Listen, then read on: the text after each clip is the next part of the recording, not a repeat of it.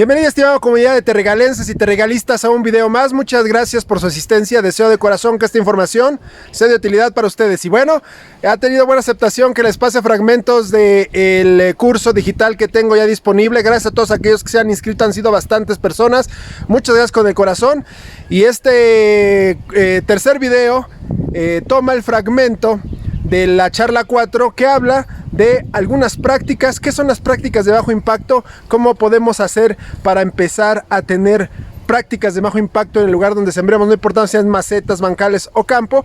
Y bueno, pues si quieres saberlo, quédate en esta edición, lo vas a saber. Mi nombre es Ray y estás en el Terregal de Ray. ¡Vámonos!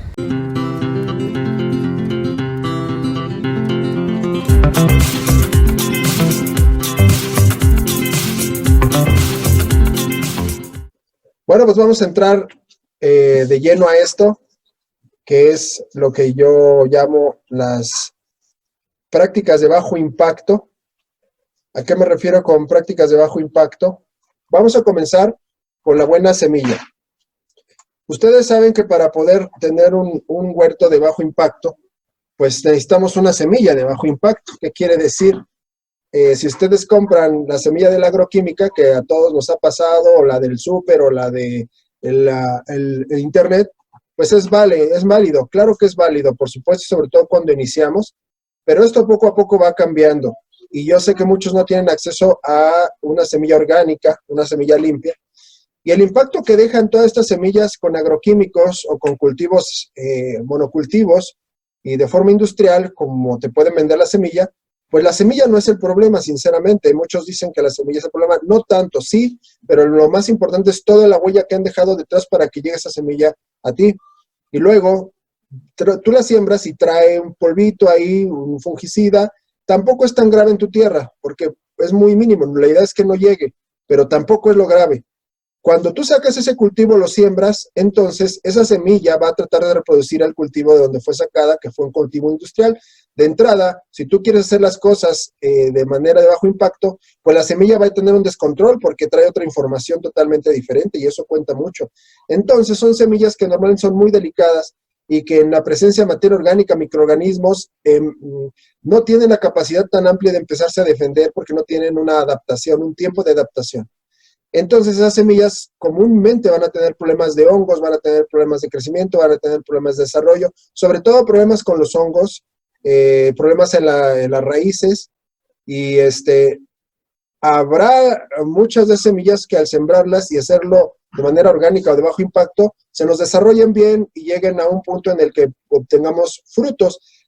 Entonces aquí viene lo interesante para los que se tienen que apoyar hasta ahorita de eso, pues adelante, ni modo. Aquellos que compran un tomate para comer y sacan de ahí las semillas, pues finalmente es casi lo mismo, pero tenemos la suerte de que la tierra es maravillosa y mágica, ¿no?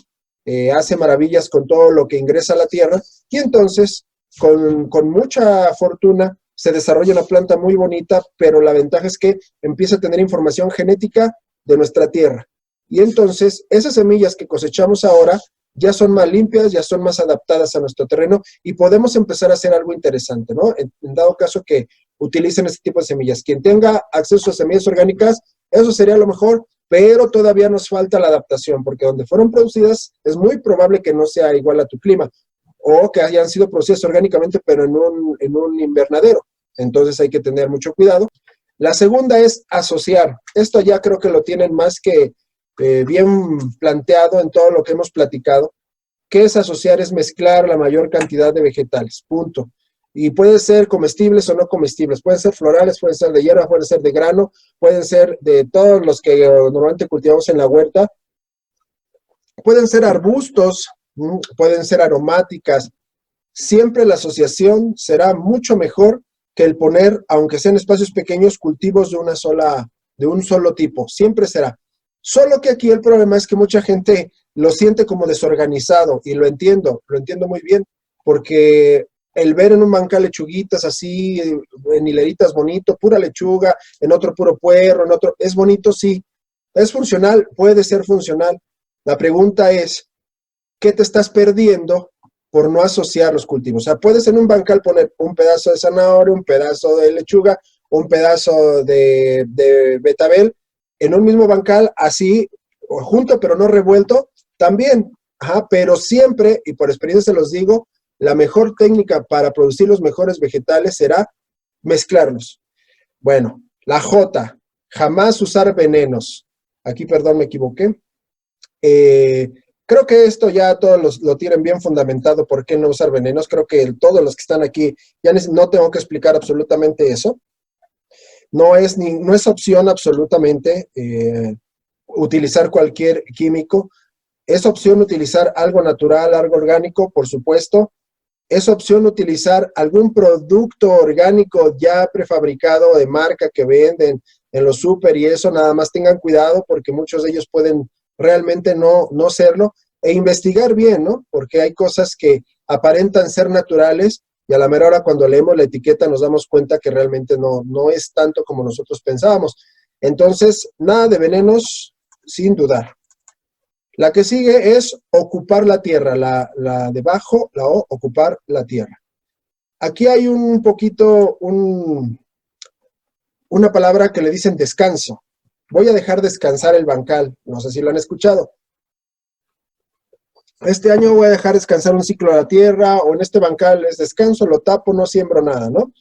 En la naturaleza no hay descansos, porque la naturaleza no conoce el término descanso, el humano es el que conoce ese término que es descanso. La tierra nunca debería descansar. ¿Por qué? Porque la tierra nunca se va a cansar, al contrario, si descansa, está actuando en contra de ella misma. Entonces, cuando tú dejas de ocupar tu tierra, estás también dejando de atender a microorganismos, atender a materia orgánica, atender a la humedad, atender a toda la estructura, atender a la ocupación, atender a la armonía, atender a la integración, atender a todas esas cosas físico-químico-biológicas que se dan bajo la tierra, atender a la cobertura, porque pues obviamente las plantas están cubriendo el suelo. Entonces, cuando tú dejas descansar, aunque puedas cubrir alguna de estas cosas con otra cosa, por ejemplo, tapando con cartones, tapando con... Sí, pero no es lo mismo que hacer un cultivo, por ejemplo, de avena, o hacer un cultivo, por ejemplo, de sorgo, o hacer un cultivo, por ejemplo, de alguna rastrera para cubrir el suelo, y aunque no quieras obtener nada de ese ciclo, ¿no? Pero es importante nunca dejar desocupado el suelo. Bueno, empezamos con la I de impacto. Identificar cultivos del clima. También lo mencionamos ya, es que le den prioridad, y esto es bien importante, prioridad a los cultivos de su zona. Si estás en clima caliente, como en el caso de Enrique Salazar, por ejemplo, o con el caso de Rubén, que están en clima cálido, no así, por ejemplo, en mi caso, que estoy en clima templado. Pablo y Mauricio, pues tienen como un poquito las dos caras de la moneda. Cuando se enfría, y en verano está más o menos, ¿sí?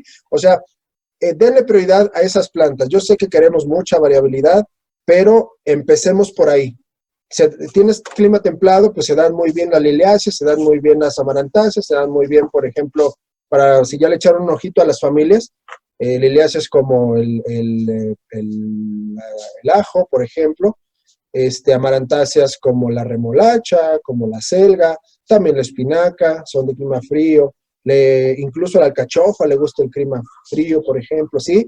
Y entonces, si tú no investigas, de acuerdo a tu clima, qué plantas son las que primeramente te benefician más, y empiezas por ahí, entonces vas a empezar a tropezarte demasiado, porque se te va a enfermar esta, se te llena de pulgón la otra, no sabes, no se te dio esto, se te murió el otro y no sabes a veces ni por qué. Entonces empezamos con lo central y de ahí vamos ampliando nuestro repertorio de acuerdo a los ensayos errores que vayan haciendo. Por ejemplo, yo ahorita estoy ensayando el pepino, estoy ensayando el melón, estoy ensayando el chile, y he tenido dificultades, pero voy logrando algunas cosas sin tener que martirizarme tanto, ¿no?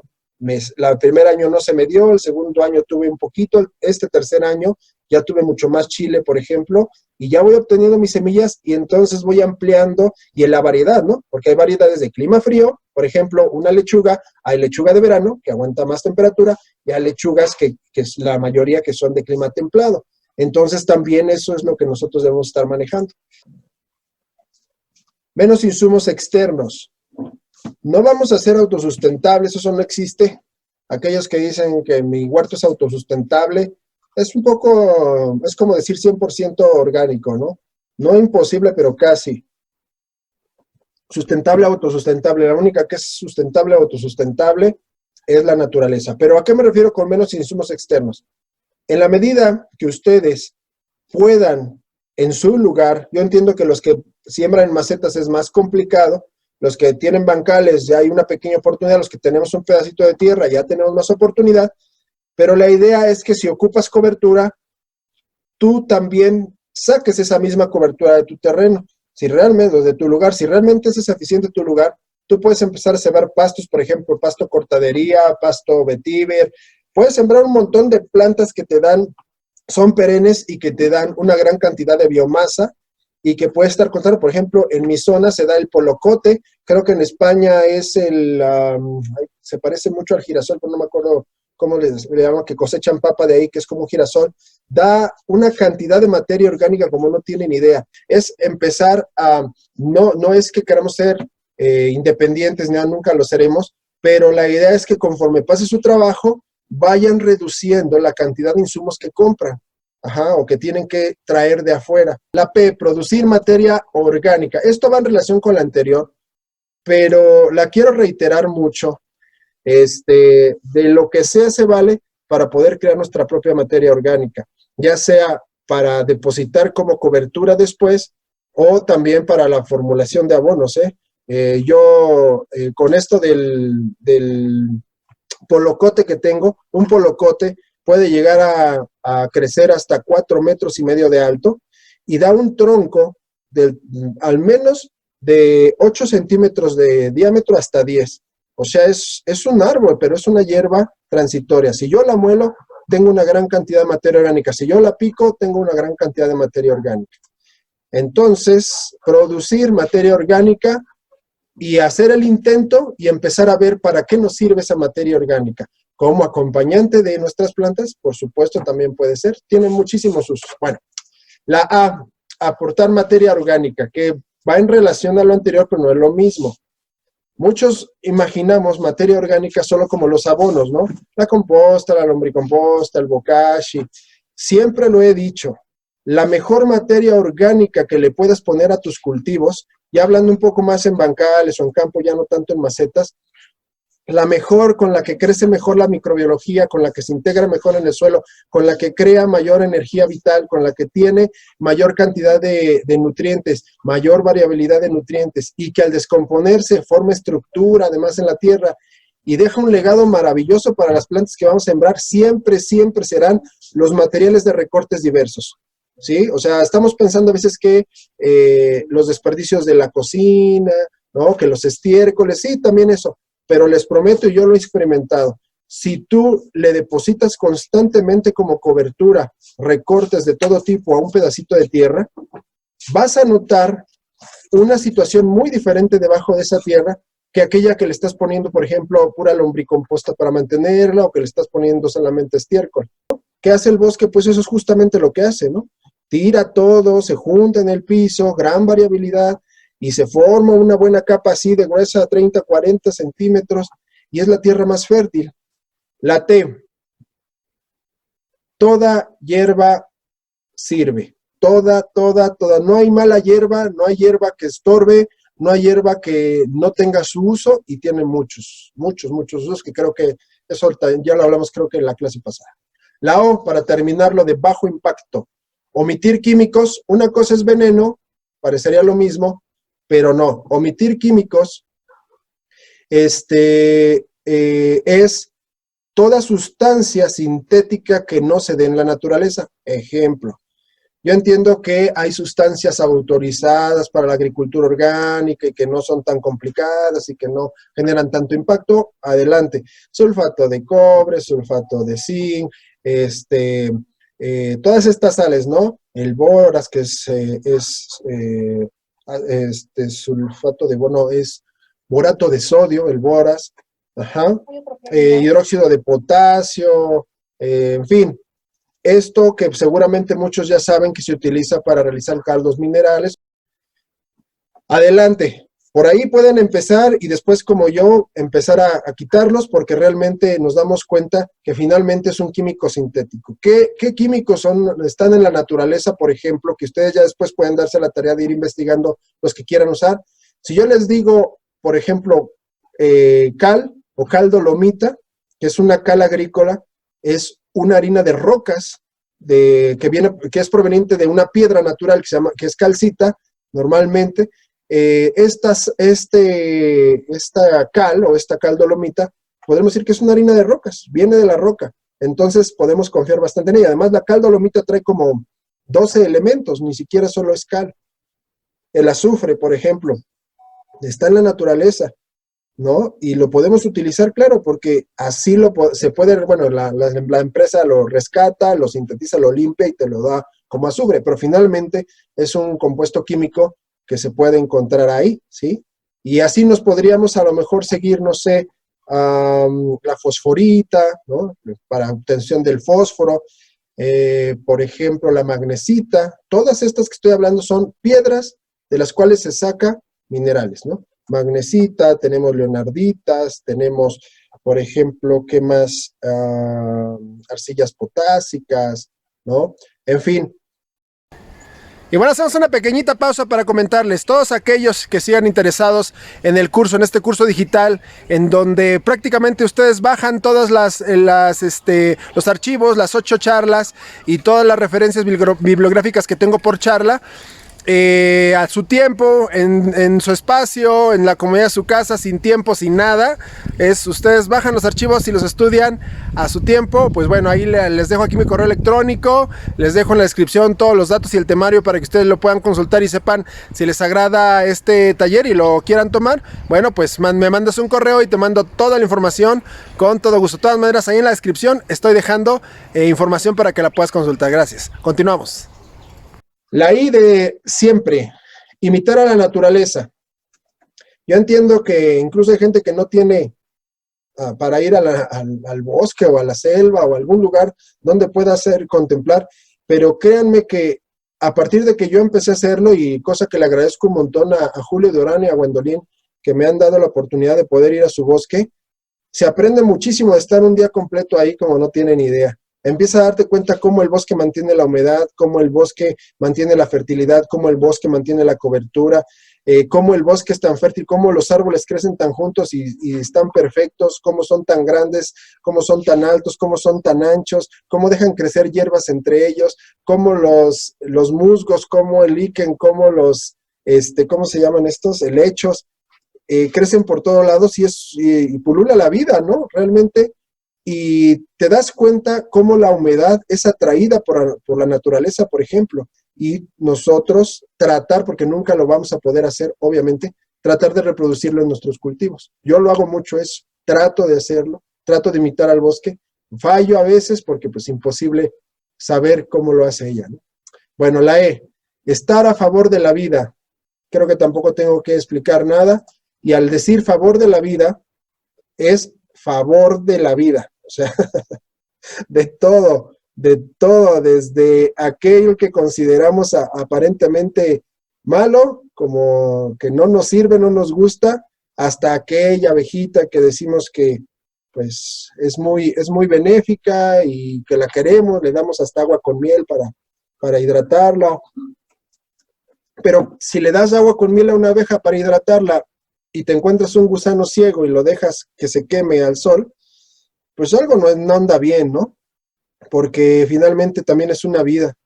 Y ya en el video del gusano ciego expliqué que tienen funciones, cosas fundamentales en la Tierra que nosotros no entendemos, y que además si están en desarmonía y causan problemas, es por eso, ¿no? Porque están en desarmonía, no porque por ellos mismos sean malos. Las arañas, por ejemplo, todo el mundo ve una araña, o la mayor parte de la gente, yo creo que muchos de ustedes no lo hacen así, y lo primero que hacen es darle el chanclazo, ¿no?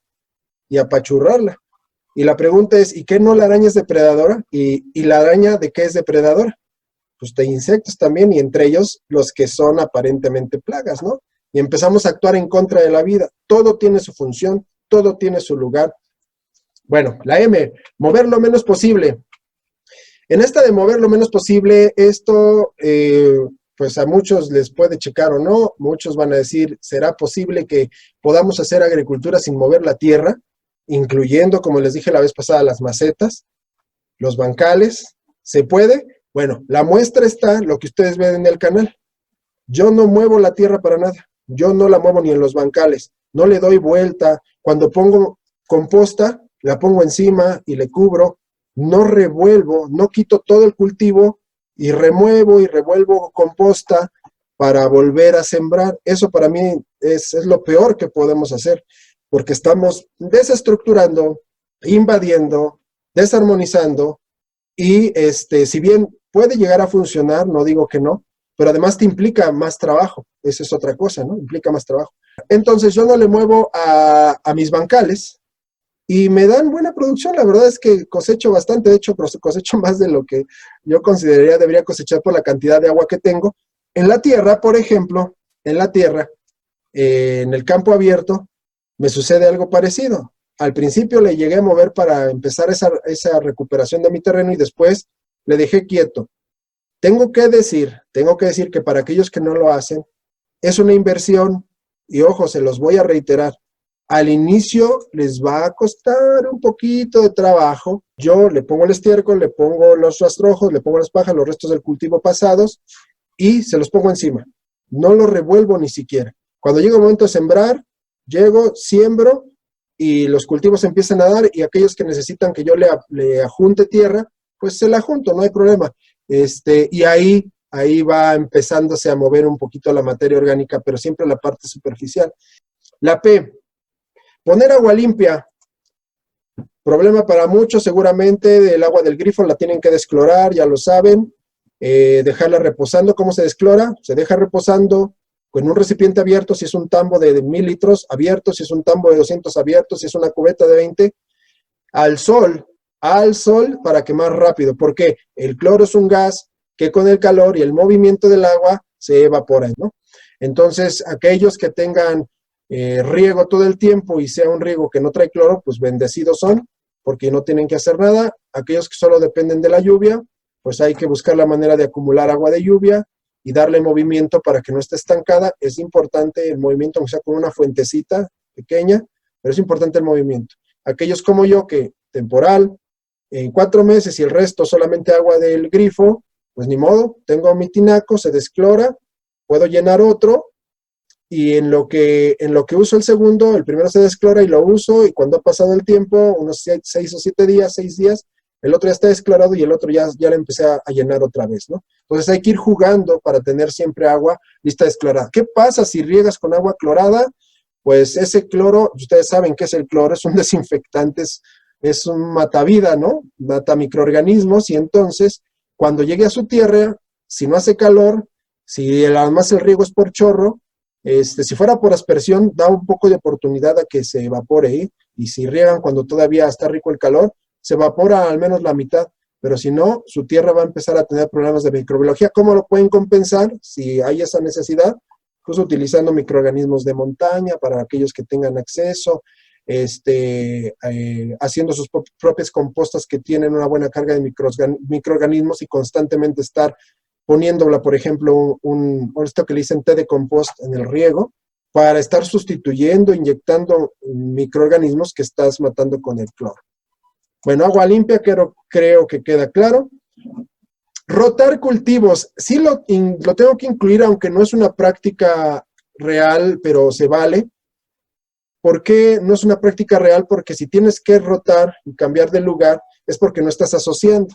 Queda claro, ¿no? Estás poniendo un monocultivo en un bancal y lo tienes que rotar después, y el otro que hiciste acá lo tienes que rotar después, y no es una mala práctica. No es una mala práctica porque finalmente si tenemos 10 bancales o 10 macetas o 3 pedacitos de tierra, y en uno sembramos una cosa solita y en otro, finalmente en su conjunto podremos decir que es una asociación. Por eso digo que no está tan mal, pero la realidad es que no se necesitaría rotar. Para aquellos que lo quieran practicar esa rotación, está bien, adelante, funciona. No es lo que yo prefiero, pero también es una buena manera, así es que la pueden utilizar. Ir cambiando a cultivos de familia diferente. Si sembraste, por ejemplo, una solanácea como el tomate verde, por ejemplo, Physalis ixocampa, el siguiente ciclo no vas a sembrar ahí una solanácea, que es, por ejemplo, berenjena, tomate, chile, de preferencia, tratas de no volver a poner ni de broma el mismo, pero de preferencia ni siquiera otro de la misma familia. Y terminamos con este acróstico de bajo impacto siempre con evitar extraer todo. ¿Y a qué me refiero a extraer todo? Es más encaminado a los que tenemos campo. es que pues nos llevamos el fruto, pero dejamos los rastrojos ahí. Siempre hay que dejarle de preferencia rastrojos, todos los restos de cultivo, no llevarlos a ningún lado. Ahí se quedan, ahí se depositan, no importa si es un bancal de 1 por 1, no importa si es una maceta pequeña, no importa si es un campo de 30 por 30 o de media hectárea, de preferencia dejarlos. Aquellos que tienen animales y se lo tienen que llevar porque es parte de la alimentación de los animales, pues bueno, es una práctica no tan buena que difícilmente se compensa con algo, pero definitivamente no es lo ideal. Bueno, pues muchas gracias, estimados terregalenses y terregalistas. Ojalá que estos pequeños detalles de lo de bajo impacto, que es mi experiencia, les sirva a ustedes. Se los comparto con todo el corazón. Así es que les mando mis mejores deseos y pensamientos. Si no estás suscrito, por favor, regálame un clic en la campanita para que te lleguen todas las notificaciones. También, si se puede y si me lo gané, gracias. Y compártelo en tus redes sociales para que otras personas que estén interesadas les llegue esta información. Bueno, pues amen la huerta, por favor, cuiden su terregal y nos vemos la próxima.